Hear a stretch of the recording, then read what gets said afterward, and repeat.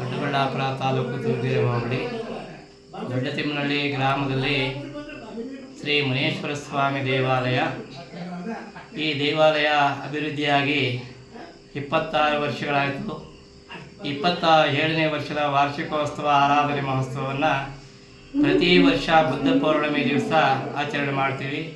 ಅದೇ ರೂಪದಲ್ಲಿ ಕೂಡ ಇವತ್ತು ಭಕ್ತಾದಿಗಳ ಸಮ್ಮುಖದಲ್ಲಿ ಬೆಳಗ್ಗೆಯಿಂದ ಕಳಸ ಆರಾಧನೆಗಳು, ಹೋಮಾದಿಗಳು, ಗಣಪತಿ ಹೋಮ, ನವಗ್ರಹ ಹೋಮ, ಚಂಡಿಕಾ ಹೋಮಾದಿಗಳನ್ನು ಮಾಡಿ ಪೂರ್ಣಾವತಿಗಳನ್ನು ಮಾಡಿ ಶ್ರೀ ಗ್ರಾಮಕ್ಕೆ ಅಭಿವೃದ್ಧಿ ಆಗಲಿ, ನಮ್ಮ ಎಲ್ಲ ದೇಶದ ಭಕ್ತರಿಗೂ ಒಳ್ಳೆಯದಾಗಲಿ ಅಂತೇಳಿ, ಈ ಒಂದು ಗ್ರಾಮಕ್ಕೆ ಸುಭಿಕ್ಷವಾಗಲಿ, ಎಲ್ಲ ಮಳೆ ಬೆಳೆ ಆಗಲಿ ಅಂತೇಳಿ ಎಲ್ಲ ಈ ಒಂದು ಕಾರ್ಯಕ್ರಮಗಳನ್ನು ಮಾಡಿಸ್ಕೊಂಡು ಬರ್ತಾಯಿದ್ದೀವಿ.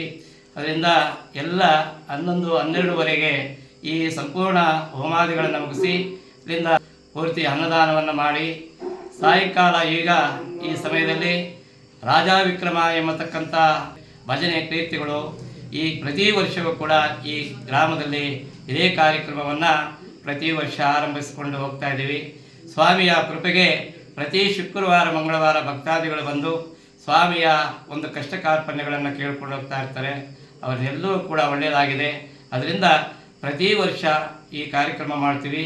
ಪ್ರತಿ ಪಕ್ಕದಲ್ಲಿ ನಮ್ಮ ದೊಡ್ಡತಿಮ್ಮನಹಳ್ಳಿ ಗ್ರಾಮದಲ್ಲಿ ಇದೇ ಪಕ್ಕದಲ್ಲಿ ಶ್ರೀ ಸಪ್ಲಮ್ಮ ದೇವಿ ಪಂಚಮಾತೆಯ ದೇವಾಲಯ ಇದೆ.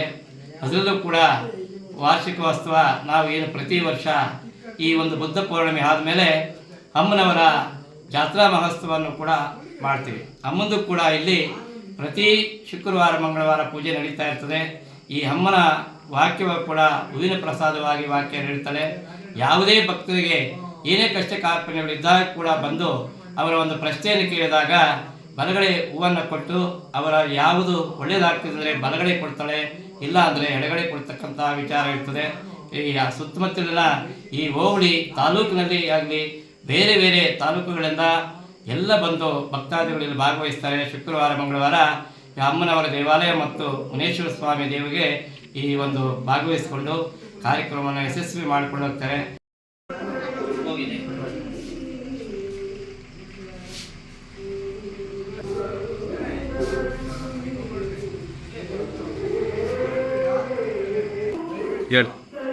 ಸ್ವಾಮಿಯ ದೇವಸ್ಥಾನದಲ್ಲಿ 26 ವರ್ಷಗಳಿಂದ ದೇವಿಯ ಪೂಜಾ ಕಾರ್ಯಕ್ರಮಗಳು ನಡೆಸಿಕೊಂಡು ಹೋಗ್ತಾ ಇದೆ. ಇದೇ ಪ್ರಥಮ ಕಾರ್ತಿಕ ಮಾಸದಲ್ಲಿ ಈ ಒಂದು ದೇವಸ್ಥಾನದಲ್ಲಿ ಈ ಒಂದು ನಮ್ಮ ದೇವಾಲಯದಲ್ಲಿ ಏನು ನಮ್ಮ ಕುಬೇರನ ಮೂಲೆಯಲ್ಲಿ ಒಂದು ಹುತ್ತವಾಗಿ ಸಣ್ಣದಾಗಿ ಒಂದು ಹುತ್ತ ಬೆಳೀತು. ಅದನ್ನು ಏನೋ ಒಂದು ಗೆದ್ದುಡ ಆಗಿರ್ಬೋದು ಅಂತಕ್ಕಂಥ ವಿಚಾರಕ್ಕೆ ನಾವು ಅದನ್ನು ತೆಗೆದ್ವಿ.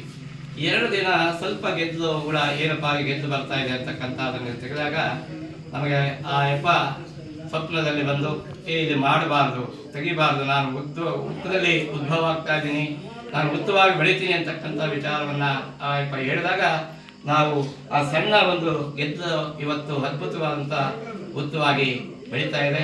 ಇದರನ್ನು ಭಗವಂತನು ನಾನು ಇದ್ದೀನಿ, ಎಂದು ಬಂದವರಿಗೆ ಎಲ್ಲ ನನ್ನ ಕಷ್ಟ ಕಾರ್ಪಣ್ಯಗಳು ಕಾಪಾಡ್ತೀನಿ ಅಂತ ಹೇಳಿ ನಾನು ಇದರಲ್ಲಿ ಐಕ್ಯವಾಗ್ತೀನಿ ಅಂತಕ್ಕಂಥ ಮಾತನ್ನು ನಮಗೆ ಹೇಳಿದ್ದಾನೆ.